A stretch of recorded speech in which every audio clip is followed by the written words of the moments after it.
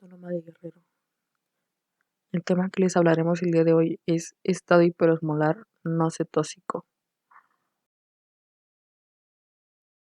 Es una de las complicaciones agudas de la diabetes, sobre todo del tipo 2. Se caracteriza por hipoglucemia, deshidratación y ausencia de ácidos por cuerpos cetósicos. Esto pasa cuando el páncreas produce una cantidad relativamente insuficiente de la insulina en comparación a la gran cantidad de glucosa que hay en la sangre. Vemos que en la etiología las personas que afectan más es en la edad avanzada, cuando el paciente tiene un coma profundo, una hipotensión. Para esto se distribuye que los factores desencadenantes del estado hiperosmolar no cetósico, la mayoría de las enfermedades que causa que tenga esta enfermedad es neumonía, infecciones de tejidos blandos, estado hiperosmolar no cetósico es un déficit de insulina y un exceso de glucosa. El primero, la distribución de la insulina impide el transporte de la glucosa al interior de la célula, por lo que se acumula en el plasma. 2. Se libera el glucagón como consecuencia del descenso de la insulina. 3. La glucosa hepática, forma de la glucogénesis, se vierte a la circulación, provocando una hiperglucemia. Sí, la hipoglucemia provoca diuresis osmótica. La osmolaridad sérica se incrementa cuando el aumento de la concentración de las partículas de las sanguíneas. Estado hiperosmolar no cetósico. Manifestaciones clínicas o cuadro clínico. Los principales síntomas son las alteraciones mentales. Estas alteraciones van a variar desde una leve confusión, desorientación, hasta la somnolencia y el coma. En algunas personas puede provocar convulsiones o parálisis parcial temporal. Es un cuadro parecido al de un accidente cerebrovascular.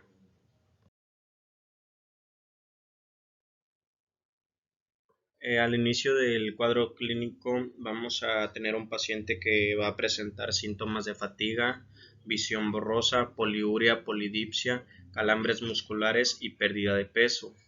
También vamos a notar que nuestro paciente va a desarrollar la sintomatología en el transcurso de días a semanas antes de llegar a la patología. Exploración física. En la exploración física encontramos síntomas de deshidratación, como es la disminución en la turgencia de la piel. La turgencia de la piel es provocada por la osmolaridad en la célula. Vamos a notar sequedad de las mucosas y siguiendo con los datos de hipovolemia y hipotensión hasta llegar al estado de choque por hipoperfusión tisular. Entonces, la hipoperfusión tisular va a estar relacionada con lo anteriormente dicho, que son los estados mentales. Se va a desarrollar el estado mental por falta de oxígeno y por falta de irrigación sanguínea.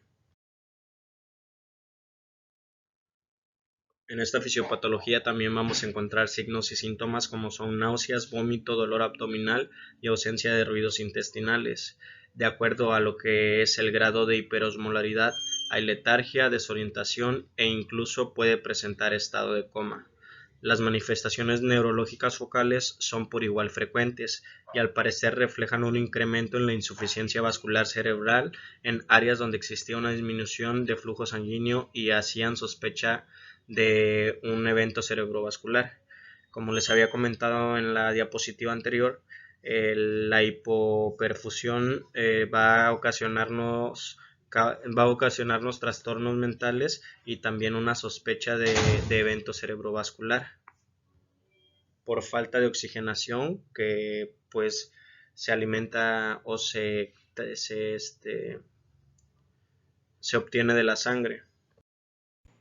Método diagnóstico. Esto va a ser mediante el avance que puede ser de días a semanas, no se presenta de forma súbita y mediante el prodromo progresivo. Aquí vamos a observar la poluria, polidipsia y polifagia.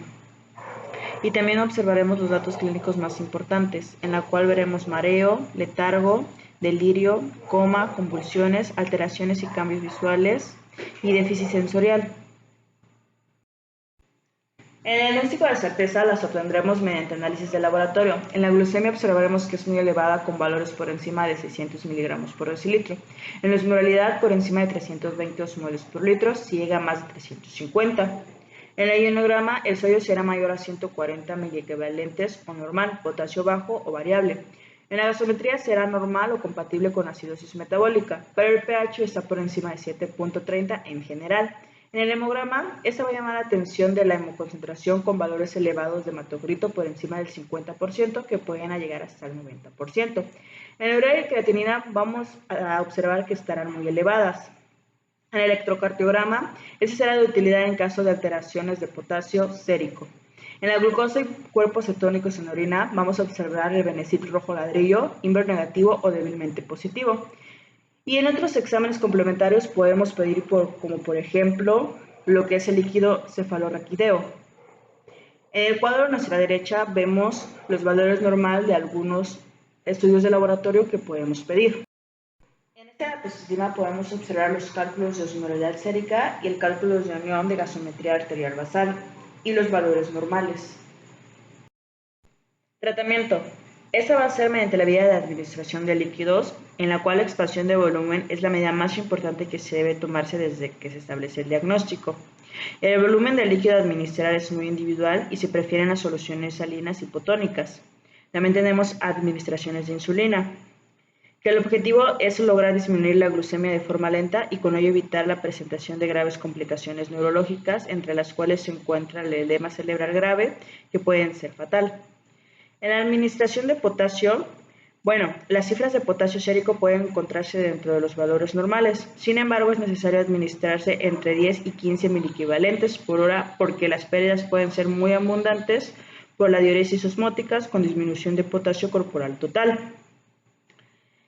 Y las complicaciones que podemos tener sobre el tratamiento es la hipoglucemia, daño neurológico severo, hemólisis intravascular e intoxicación hídrica. En este esquema vamos a observar una complementación del tratamiento. En el primero nos dice que es la atención de deshidratación y alteraciones del estado mental, en la cual vamos a incluir vías respiratorias y acceso intravenoso, administración de cristaloides y medicamentos en comatosos. En el segundo esquema vemos que son vías aéreas, que esas van a ser las principales prioridades. Va a ser intubación de endotraqueal y va a ser inmovilizado de la columna. Y en el tercero vemos el acceso intravenoso. Este va a ser un acceso venoso central o de gran calibre. Y va a tener un requerimiento de sangre en productos de esta o agentes inotrópicos. Hola, mi nombre es Luis Ángel Villegas Sandoval y les hablaré sobre el pronóstico del estado hiperosmolar no cetósico.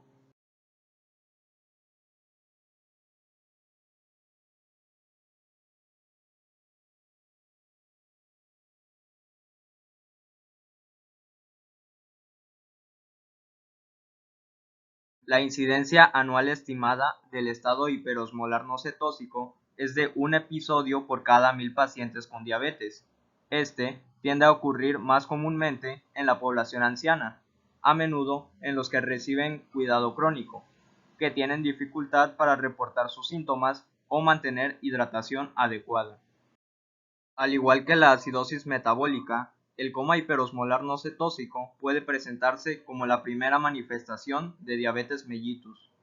La mortalidad aumenta con la edad y permanece alta, hasta en un 20% en contraposición con el 1 a 2% en la acidosis metabólica.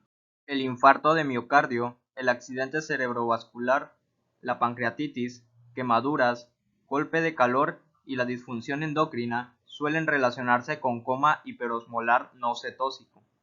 Se dice que las neumonías son la infección más común en 40 a 60% de los casos. Las infecciones de las vías urinarias representan del 5 al 16% del total. Dentro de la disfunción endocrina tenemos patologías tales como el síndrome de Cushing y la acromegalia. Y por último, dentro de sus complicaciones, tenemos eventos tromboembolíticos y el edema cerebral.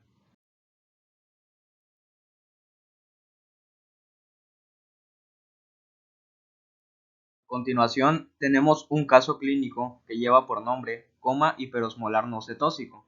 Se trata de un paciente de sexo femenino de 65 años de edad que ingresa al servicio de urgencias por deterioro del nivel de conciencia. Su hija refiere que el cuadro clínico se inicia hace 48 horas y es caracterizado por náuseas más vómitos acuosos y abundantes en 3 ocasiones. También se acompaña posteriormente de pérdida del conocimiento, motivo por el cual es trasladada al hospital. Como antecedentes personales patológicos, refiere hipertensión arterial desde hace 13 años controlada con enalapril. También diabetes mellitus tipo 2 de 13 años de evolución, controlada inicialmente con glibenclamida y en los últimos 4 meses controlada con insulina irregularmente.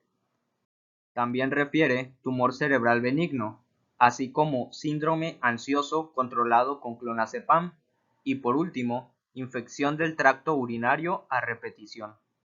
Al examen físico, el paciente se observa afebril, estupurosa, pálida, con pupilas isocóricas reactivas, también muestra mucosas secas con evidentes signos de deshidratación, así como ruidos cardíacos taquicárdicos, taquipnea, con reflejos osteotendinosos normales y una fuerza muscular disminuida.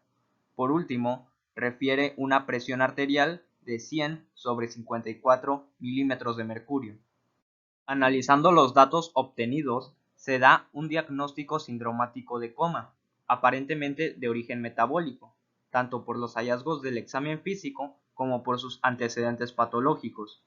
Para descartar su origen metabólico o no metabólico, se procede a realizar exámenes de laboratorio e imagenológicos. Se obtuvieron los exámenes de laboratorio. En el electrocardiograma no se mostraron alteraciones que llamen la atención. En la radiografía portátil de tórax se observó cardiomegalia con campos pulmonares normales y sin fractura. En la ecografía abdominal y en la tomografía simple de cerebro se observaron normales. El diagnóstico final fue un coma de origen metabólico, es decir, coma hiperosmolar no cetósico. Esto desencadenado por la administración inadecuada de la medicación y la infección de vías urinarias baja.